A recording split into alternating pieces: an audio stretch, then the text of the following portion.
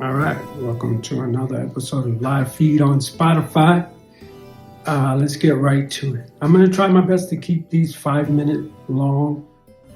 I think that's the best thing for it to be. Remember that Live Feed on Spotify is sponsored by thebullyexposed.com. They're the ones that keep this engine running.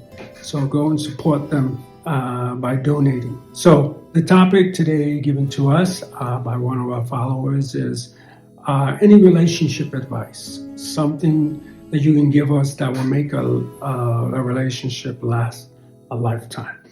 Now, I'm going to be totally honest here. I have to be totally honest, so I don't look ridiculous in the long run. At this current moment, I am having stick to your guns and don't be shook. Don't be shook. As simple as that. Don't be shook by what anyone else is. If smoking is a done deal, that person, if they love you, will say, okay. Because the truth be told, all right, I don't care what any smoker says. They want to quit. Every smoker wants to quit, but they're like any other addiction. They're I don't know what the word is, but they're fixated on this thing, and they can't say, I gotta stop.